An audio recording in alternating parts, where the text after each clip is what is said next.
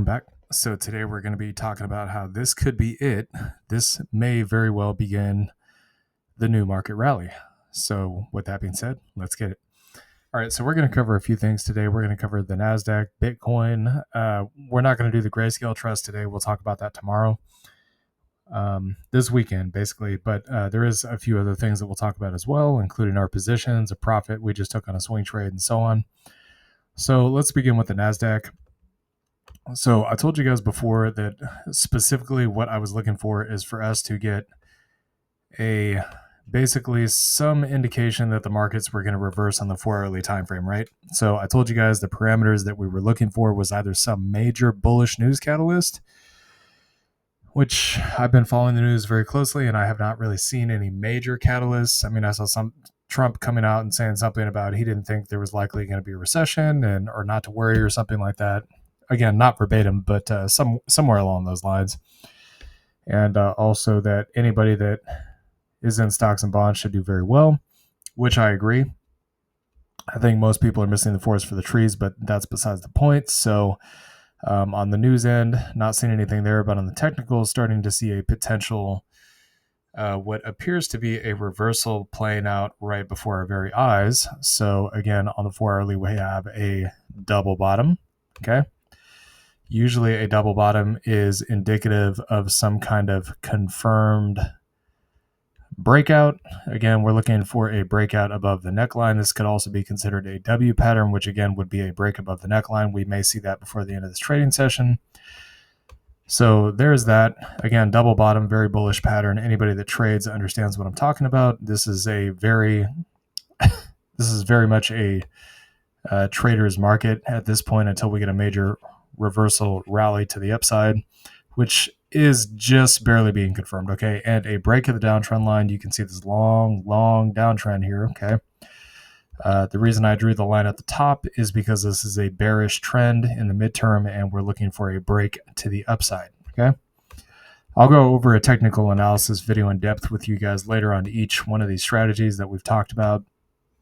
Position trading, swing trading, structure, and indicators and stuff like that in separate videos. So anyways, regardless, we got the beginning stages of a breakout of the downtrend line. We have a set of golden crosses playing out right here on the 4-hourly time frame, and we did just come off being oversold on the 4-hourly and the daily time frame. You can see the VWAP, which is the white line there, is closing above the blue and the yellow EMAs here, and once the blue and the yellow EMAs close, that will be confirmed. They're starting to curl up, so it's pretty much a done deal at this point. I suspect we'll probably see the golden cross on Monday.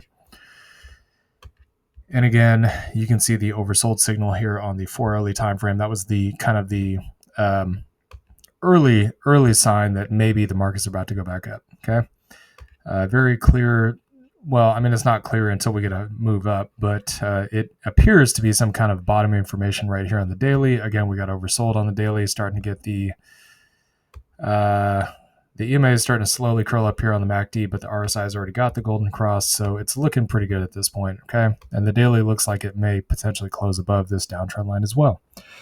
So I told you guys before we were looking for this to get out of buying GPIQ. Not that GPIQ's a bad idea. We just simply want to buy on the dip, and we're going to scale into a new position once we see this indicator trigger, okay? This is the trigger. We've seen it. So starting Monday, unless things reverse before the end of the trading session, we're going into a new position for dividend investing. We'll tell you what that is when we get into it. All right, so next thing here is Bitcoin. So Bitcoin does appear maybe that it does actually want to bottom out at 77,000. Again, it would not be unrealistic to expect this thing to go down to 69,000 and bounce off that monthly trend line. I know that's not what anybody wants to hear, but again, a pullback of whatever this would be, 35% for Bitcoin, not really that much of a stretch to think that could happen in a bull run in crypto. It's pretty common. We've seen bigger drops than that. I mean, the pandemic drop was like 60%. The mid-cycle drop last cycle was 55%.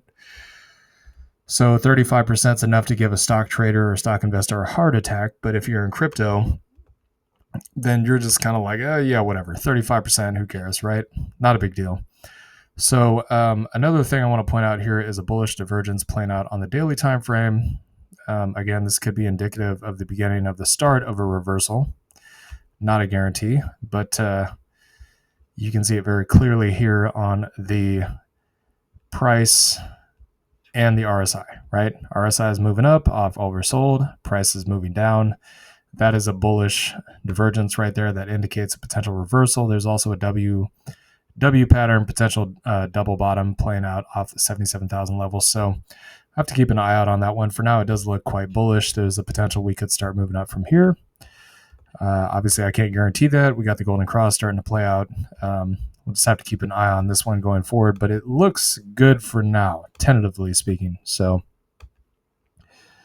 but to really truly get the next major move on Bitcoin, we're going to want to get a break of this trend line right here, all the way at the top here, which means that as of right now, we need to get a candle close above 98,700 in order to say, okay, this rally may actually be real. We may be going to the moon. That may be it right there. Until we get that, I'm hesitant to say that this thing's going to the moon. But it looks good for now. So let's talk about the next thing here. Okay, so there was a swing trade that we had that played out this morning. Again, it may have been the earnings call, but as you guys can see, this is just, I mean, my God, this is insane. We actually didn't even hold this long enough. We took a 30% profit on this, and it still went up another 15%, if you can believe that. So mixed earnings, my guess is probably they gave some kind of great forward guidance, and the markets just ate it up like candy. So regardless, we got in back here on the golden cross somewhere in here, and it dunked, and then it came back up. So I'll touch on this later on X, but basically the way you would want to play this is if you're looking to get in, you'd want to get in on the golden cross right around here, and then set your stop maybe below the low somewhere to ensure that, well, in this case, you wouldn't have seen this at the golden cross, so it actually wouldn't be this line. It would be this line right here. You want to set your stop somewhere below the previous low. In this case, you would have actually gotten stopped out. So your entry would have been at 602. Your stop would have been somewhere around maybe 520. And then you would have got stopped out, and you would have waited for the golden cross to re-indicate another move up. But we just simply held it. We don't use stop losses. So again, it's not for the faint of heart. If you don't know what you're doing and you don't have experience doing this, it may be a very good idea to use a stop loss. But regardless, massive move up. So I'm going to show you guys that here. We're going to go over to the portfolio right now. Take a look at this. So this is D-Wave Quantum. Again, this is among a set of quantum stocks that we are keeping on the watch list because we think quantum computing has a pretty bright future. So massive, massive move today. $3 move, essentially. So you can see it right here, all right? So our average cost, once we doubled down, was I think $6.99 per share, and we sold out at $8.96, so made about a 300 and looks like about a 300 and I want to say that's about $360 profit. So you can see the sell right here, buys, and then the sell. Okay. So nice 30% gain. And what did we do with that money? And I told you guys this is how we were going to do this to grow a swing trading portfolio within this portfolio. Okay. So we took that and we actually bought another quantum stock. Imagine that. So we went through the list of all the stocks that we had, took a look at all the technicals and said, okay, this is the one that we think we probably should buy. You can see it's already up 2.16%, but we bought another quantum stock called QUBT, or quantum computing. This one, I believe, has earnings coming up soon, so you can see the buy in there. We basically just took all the profit plus the initial capital and put it into the new position. And so, yeah, it's not going to take long for our accounts to double, triple, 10x, all that kind of stuff. It's a matter of compounding in time. But regardless, let's take a look at that. So QUBT. Okay, so you can see we got the signal right here. This is the signal, okay? So the blue EMA goes above the yellow EMA. That's it. You don't even need a break of the trend line, just the golden cross. And when I tell you guys about these trades, when we take these trades on, that's the time to get in. Okay, I can't tell you what to do with your money. This is not financial advice, but when this triggers, that's it. We don't want to wait. We're in immediately. What the price action does after that, we're not concerned about it. We want to get in immediately when we see these triggers. So we got in. The trigger is there. You guys can get in or wait for a pullback into the EMAs. Currently, the price is at roughly about 580. Personally, If it was me, I would not be waiting to get in. I would get in, and if it drops, I'd double down. That's just me. You guys can do what you want, but the break of the trend line did also happen, okay? And the golden crosses happened. So if you guys want to take advantage of it, great. If not, that's up to you. But we have already taken the trade, and the signal is here. So what you want to do with that, you can do what you want. We've already entered the trade, and that's just that. So, all right, last thing I want to talk about here is the positions that we bought this morning. So right before the close of yesterday, we actually decided that we were going to get into TSLL. There's a couple of reasons for this. Number one, Tesla has just been getting absolutely destroyed completely. We're talking like apocalyptic destruction. I mean, this is insane. Tesla has gone down some 50 or 60% in a month, and TSLL went down roughly about, I think it was like 80% in a month or a course of 6 weeks. Just absolutely ridiculous. I mean, we still don't even have a golden cross on this thing, even though it's moving up. Ridiculous sell-off, okay? Absolutely insane.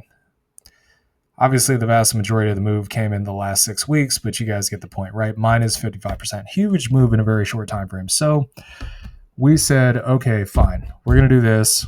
We're going to buy 20 shares a day, get another 100 shares. Once we're done with that, we'll cut it. To hedge against the possibility of not getting assigned the shares, which it looks like we may not today. Because again, the strike price is at $9.50 for today. Whether we do or not, that remains to be seen. And on top of that, it's so cheap that it doesn't make sense to buy, and it's below our cost basis. So why the hell not? It's more of a long-term play anyways, because again, Tesla, they don't just make cars, they're making robots and other stuff too. So, there's already been talks in the market of Tesla going to $800 a share post-stock split, which means it has about another 3.5x to go. If that happens, yeah, this can be worth a lot of money. So how long that takes to play out, whether it's going to play out or not, I don't know. I'll tell you guys this personally. I would not be shocked to see Tesla at $1,000 a share post-stock split. I really wouldn't. I know it sounds crazy, but, I said the same thing on MSTR when it was down, bobbing around $100 a share, and then it went all the way up to $500 to $600 a share. So wouldn't shock me at all. Anyways, we got the shares here, so you can see it. So 840 at this point. And the put, whether we get assigned or not, remains to be seen. We're not going to close out for this little bit of money. We'll probably just let it expire and collect most of the profit. And then the next thing I wanted to show you guys here is GPIQ, sorry, not GPIX. So it's already starting to move back up. Not really a huge move at this point, but it went from 45.69 to 46.60. So little tiny move up. Again, the Nasdaq's just starting to try to recover. So we've been buying this dip this whole time. We're only down $1.35, so that's pretty good. Oh, shoot. Sorry, hold on. This is actually the wrong one. Yeah, my bad. So scratch that. I forgot we had both. So let's click on the actual one here. Okay, so here it is. So GPIQ 45.25. Regardless, only down 1.49%. That's not terrible considering how insane this dump has been. On the weekly time frame, down very little. Okay, it's gone from basically 44 flat to above 45 in just a single trading session, so not bad. But again, we've still been buying the dip even today. You can see here very, very low cost basis. Pretty good buys in my opinion. So now we're sitting on 40 shares, 41 shares, somewhere in there for about 16, 17 bucks a month of passive income. And again, one of the best ways that you can go about increasing your passive income is to just simply wait to buy the dips. Okay. Sometimes we DCA, sometimes we buy the dips, but if you buy the dips, you get more money for less income because again, the price of a dividend stock or ETF and the dividend of a dividend stock or ETF have an inverse correlation. Okay. So if the stock is more expensive, you get less money or less income for more. You get less income for more money. Okay. So you have to pay a higher premium to get the same dividend, where the inverse is true. If you buy in the dip, you get more income for less money. So that's why I call this a dividend investor's dream. Again, people that have been investing for a long time, they understand this. So this is a golden opportunity. You guys can take advantage of it. If you don't want to, you don't have to. And as of, this is all the positions. We still have all the swing trades and stuff. So I'll just say this to finish up. We're not going to say what the position is we're going to take on Monday yet. We'll wait until either this weekend or Monday to let you guys know. Again, got a lot of stuff to do. So anyways, hope you all enjoyed this content. Please like, comment, and subscribe, and I'll see y'all later. Peace.